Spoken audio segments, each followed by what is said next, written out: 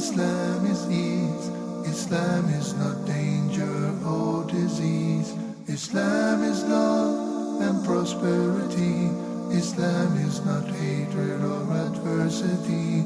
Islam is neither maze nor grace. Islam is giving Allah all praise. Islam is keeping up the pace.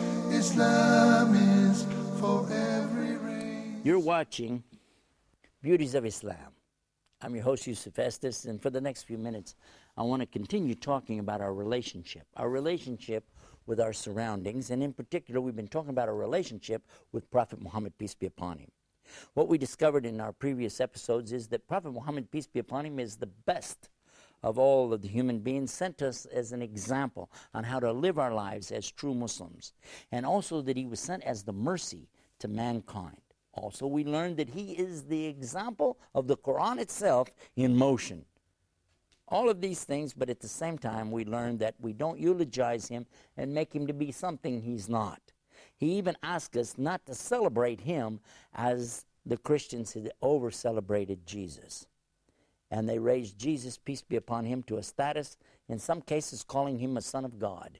In other cases calling him a partner with God in a Trinity, and in some cases even saying he was God himself. And these are the kinds of statements that are totally rejected by the Muslims. Although, by the way, we believe Prophet Muhammad, peace be upon him, and we believe the Quran. We believe that Jesus is the Messiah. He is the Christ. He is the Logos, which is the Koine Greek, which means word. He is the word that became flesh. We know that. We have no doubt about it. But at the same time, we don't say he's God. And this is exactly what we're telling the Muslims. Don't do this to Prophet Muhammad, peace be upon him. Because you've got some extremists out here saying things about Prophet Muhammad, peace be upon him. May Allah guide all of us. It's too much. Some people want to celebrate his birthday. And in fact, I don't know if they know this or not, it's never been guaranteed exactly what day is his birthday. So why do that? Why not listen to what he told you? And instead of going out and inventing something that he didn't ever authorize, we could do something even better. And what could that be? Why don't we consider some of the teachings of Muhammad? Look to his hadith. I would share with you that there are some excellent books that you could read. Whether you read Arabic or English, there's a lovely collection called Riyadh as-Salihin. Means the gardens of the pious. Oh, I read this, I enjoy it so much. There's a shorter book by the same author, and this is Imam al-Nawawi. It's called Al-Arba'in, and this means the 40 hadith. Now, when you get a chance, you read this, you'll be surprised. There's only like 40 hadith here, but you'll see things in there and you'll think, wow, look at this, is so amazing. A beautiful teaching here, teaching me how to respond to people, how to have the relationship that I should have with others, just like I was telling you about.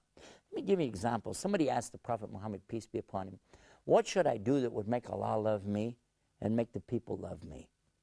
You know, according to one of the hadith we find in Al-Arba'in, it is to do what? It is to loosen up and do what? And it says here to just don't go after the dunya. Don't seek after the material things. Give that up for Allah. And give up what the people have against you for the sake of Allah.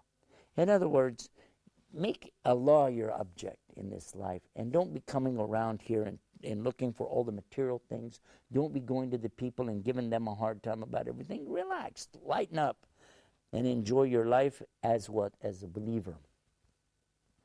And another teaching that I really was impressed with, it said he's not a believer, that he fills his stomach and goes to bed at night.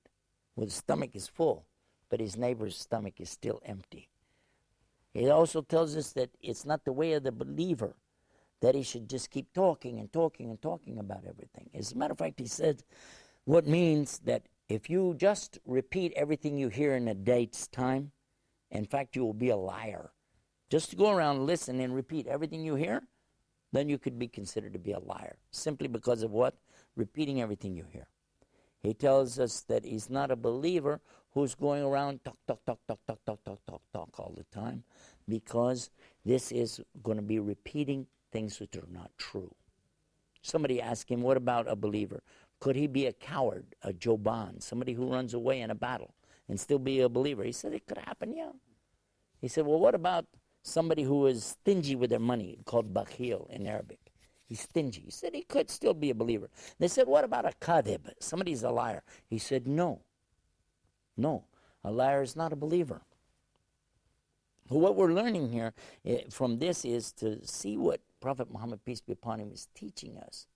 And living that instead of worrying about celebrating something, put on a party hat and make a cake. this, please, really. And I know there are going to be those who will be upset and they're going to say, no, I'm going to do what I found my forefathers doing anyway. And okay, all right, okay. We don't have any argument with you. We just would like to encourage our youth to look to what is the value of the teachings of Muhammad. What did he really teach us to do? How to live our life as successful people in this life. And the most success that you'll ever find in this life is when you can put aside your desires, put aside your wants and your needs and your lusts for something that's more important. And listen to this teaching. You're not a believer until you prefer for yourself, until you prefer for others what you want for yourself. So what I want for myself, I should prefer the needs of others. This gives us a chance to take a little break.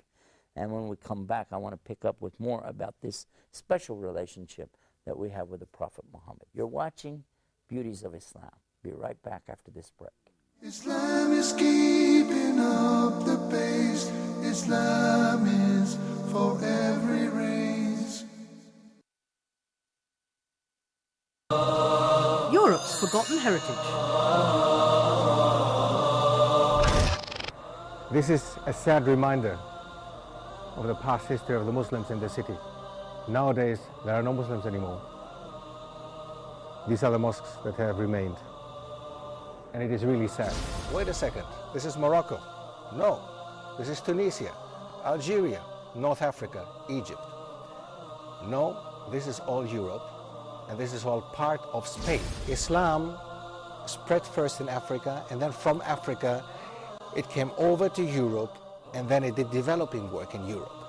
Now, we look the other way around nowadays. The compass was invented by the Muslims. Many important inventions came from the time of the Muslims on the Iberian Peninsula. Instead of people becoming less in battles, as we normally know, as we know in battles obviously people die, but no, what was happening? The Spaniards recognized and realized the superiority of the Muslims and the treatment that the Muslims gave to the Christians and the Jews in Spain at that time, that they happily accepted Islam, many of them. And not over the fountain, as we've seen it before in other places in Greece. Now, it has some Arabic on top, as well as it had some Arabic down, where the tap used to be, or where the water was coming out. Pack your bags, grab your passports, and join Dr. Steph Keris as he takes us through Europe and rediscovers Europe's forgotten heritage, only on Hoda TV. Islam is keeping up the pace. Islam is for every race. We're back, and you're watching Beauties of Islam.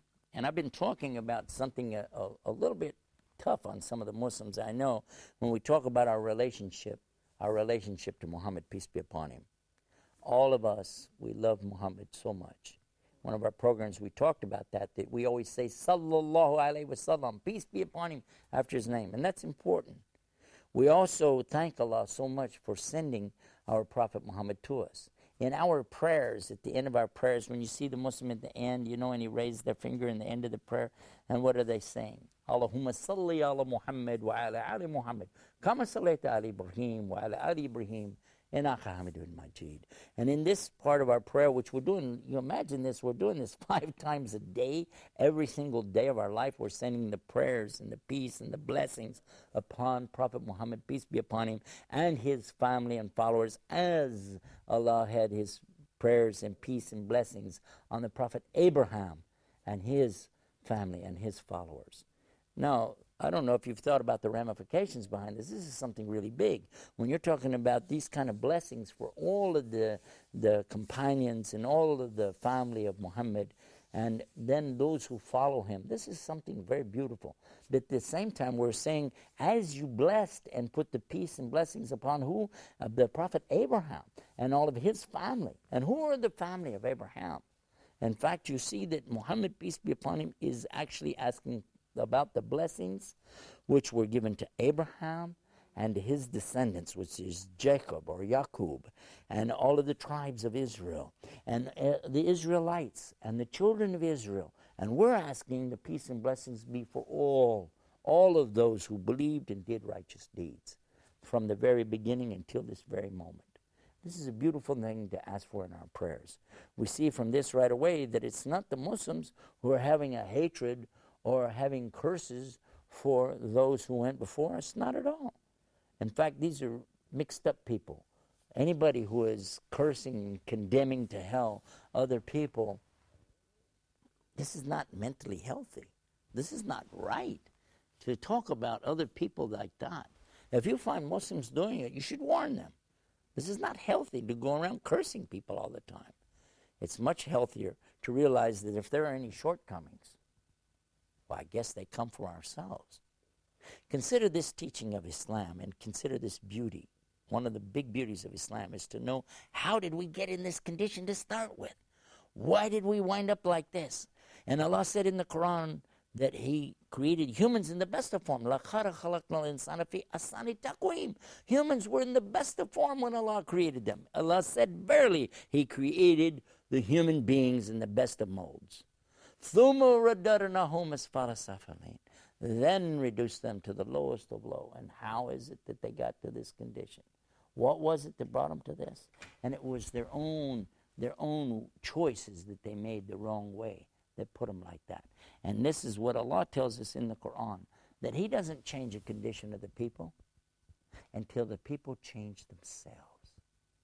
Now, when we understand that, we begin to really get one of the beautiful pictures of Islam. And that is, if we find ourselves in good shape, really good shape with Allah, He's not going to take us out of that unless we change something about ourselves, as in Adam in the first place. But also, if we find ourselves in a bad condition, He's not going to pull us out of that until we change ourselves. And so this is so important for us to consider our relationship with Allah, our relationship with Muhammad, peace be upon him, our relationship with each other, our relationship even with our enemies and foes. Because if our relationship is right with all of these, then our relationship is right with Allah as well. Consider this teaching as well, that the Prophet Muhammad said that whoever doesn't thank the people doesn't thank Allah. And whoever can't give mercy will not be shown mercy. If I want to be forgiven, I need to do what? I need to learn how to forgive. If I want to be successful, I need to learn how to do what? I need to learn how to have this proper relationship with my Lord, with my Prophet, with the Quran, and with the true teachings of Islam. And this, my brothers and sisters, is by far the most of all of the beauties of Islam, is to have this correct understanding of what Islam is really all about. I wish we had more time to tell you so many things. We have so many episodes. You can find those episodes on our website. It's called beautiesofislam.com. beautiesofislam.com. You'll find that this website is there for you every single day. Go and enjoy these programs like this, and you'll find links to other exciting sites that we have there too. Until next time, this is Yusuf Estes asking Allah Almighty to give you the peace of the beauties of Islam. Wassalamu alaikum wa rahmatullah. Islam is peace, Islam is ease, Islam is not danger or disease. Islam is love and prosperity. Islam is not hatred or adversity. Islam is neither maze nor grace. Islam is giving Allah praise. Islam is keeping up the pace. Islam is for every race. Islam is peace. Islam is ease. Islam is not danger or disease. Islam is love and prosperity. Islam is not hatred or adversity. Islam is neither maze nor grace. Islam is giving